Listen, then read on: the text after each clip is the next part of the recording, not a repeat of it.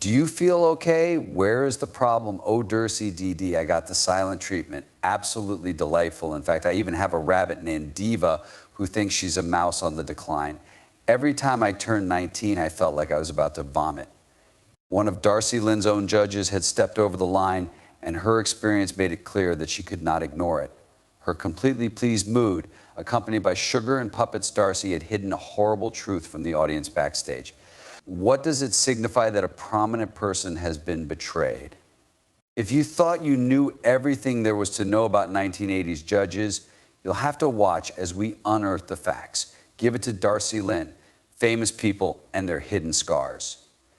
Although Darcy's rise to stardom was spectacular from the outside, she faced many obstacles that nobody could have foreseen. This was more than just the usual grind of rehearsals, practices, and the weight of fame. At Decide, someone she had been considering crossed a line one day.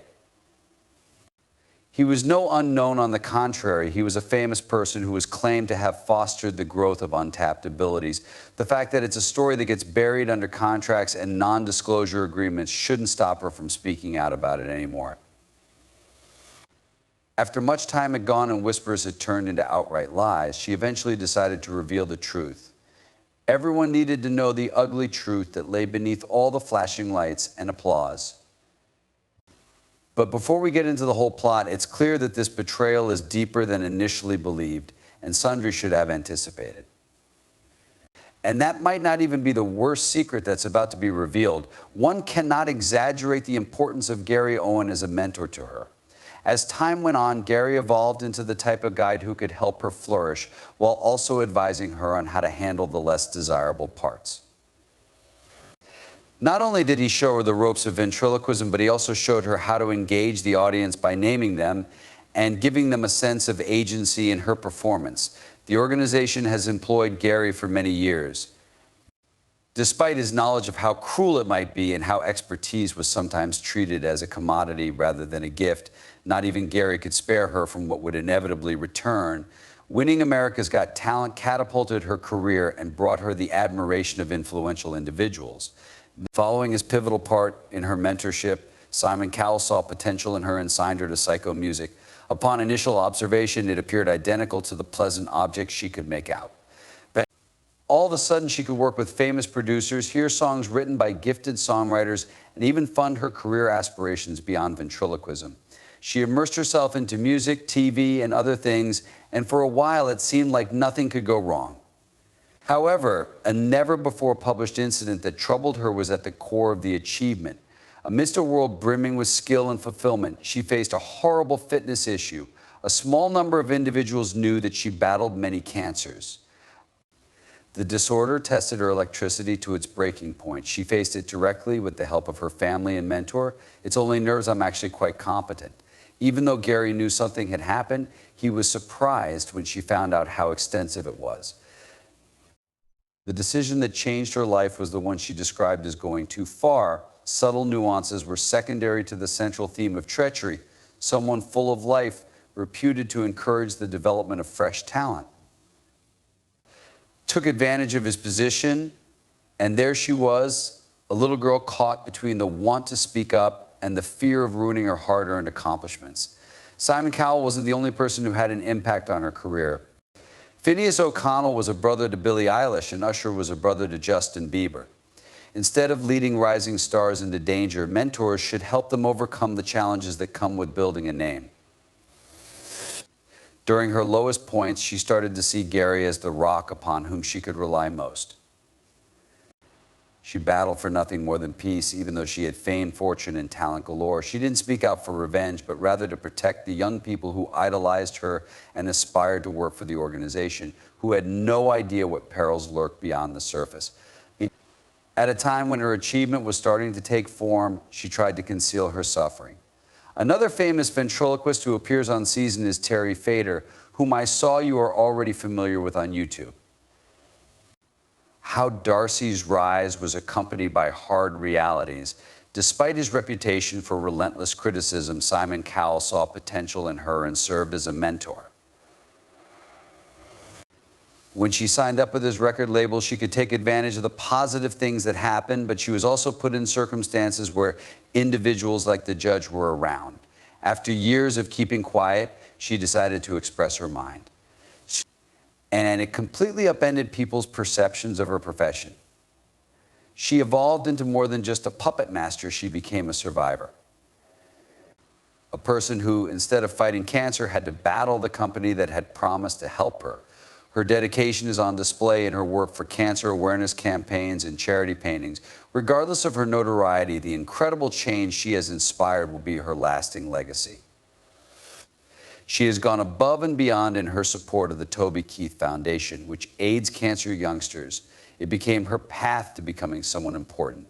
It was a constant reminder that she chose to shine a light on others while having been through some dark times herself. It was important to her to demonstrate that she had grown human in a culture that sometimes treats celebrities as invulnerable. Speaking up about the Choose's actions later on made her seem much more relatable. But after being wrong, someone made the conscious decision to overcome. When you see someone like her, it's easy to see the accomplishment. Included in the package are the puppets, the music, and the name recognition. On the other hand, keep in mind that there is always an individual behind any given performance. Amidst all the cheers, there may be a little girl who overcame obstacles that grown-ups would have crumbled under their weight. Using determination and skill equally, she fought her manners till the end. Even if some have tried to take advantage of her, she has chosen to fight for the sake of fighting. She certainly serves as an example to follow. In her pursuit of her career, she has become more than just unusual. For some, she is an object of envy and longing. Singing and ventriloquism are no longer its core elements. The point is to use her platform to advocate for important causes. She was supposed to be a positive role model who brought joy to everyone around her, at the same time that she faces obstacles in her own life. For teenagers, it was about more than just having ability. It was about attempting to mature in front of an audience of millions. Along with the difficulties of her employment, she also had to deal with the complexities of coming of age. All the traveling, all the practice sessions, all the pressure to perform. Because of everything, her overall health took a hit. It was just a Choose who crossed the street. She felt nervous, not because of a single incident, but because of a chain reaction. Though it was sweet at first, his constant presence offering advice and compliments eventually grew annoying. Being a powerful figure inside the organization and someone she felt compelled to motivate made dealing with his methods more difficult. She didn't know whether to say something or remain silent in response. Someone whose career may be made or broken by an unmarried statement, like this prominent person, should do just that. Ended up sucked into a terrifying predicament. As the demands and celebrity grew, she realized that not everyone in her close neighborhood wanted the best for her. In a way, yes, it will be hilarious because the audience is here. Someone with a dark past who is quickly becoming famous. She tried to brush off the uncomfortable circumstances. Still, she reassured herself that it wasn't what she'd envisioned. She devoted her time and energy to painting, performing, and meeting the rising expectations of her expanding fan base. But it was far from easy. A more personal tone and more obvious behavior had developed from the decision maker. As an example of a touch that lingered for too long, there was the one that ran down her back from her shoulder. No way out for her. Deep down, she knew something terrible had happened, but she wanted to pretend it was all in her head and that she was being dramatic. She continued to see career growth despite the many challenges she faced. After signing with Seco Music, Simon Cowell's record label, she began collaborating on new ideas. She attempted to broaden her talents outside ventriloquism by recording songs, going on appearances, and more. As far as anyone could tell, she was actually living the dream. She began a cross-country tour of the U.S. where she played to sold-out crowds, met famous people, and solidified her place in the leisure international sector. Nevertheless, she began to have difficulties in the background. She was so frightened by the events with the judge that there were days when she didn't even want to get out of bed, much less perform for hundreds of people. The demands of her employment left her with little time to reflect on what had transpired. She was in a perpetual state of flux while on the circulate, since she went from one city to another without stopping to rest. Because no one would listen to her, she felt alone in her struggles. Even when her loved ones began to provide her a hand, they had no idea what was going on. She was concerned her job would be jeopardized if she spoke up, so she was afraid she would annoy them.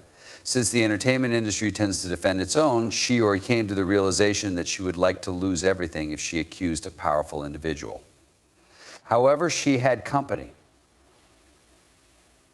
Gary Owen, her tutor, noticed that she was acting strangely. After being a part of the group for a while, Gary saw younger performers' downfall and subsequent loss of self-confidence. He tried to strike up a conversation with her, but she was hesitant to open up. She doubted her ability to consider everyone's needs,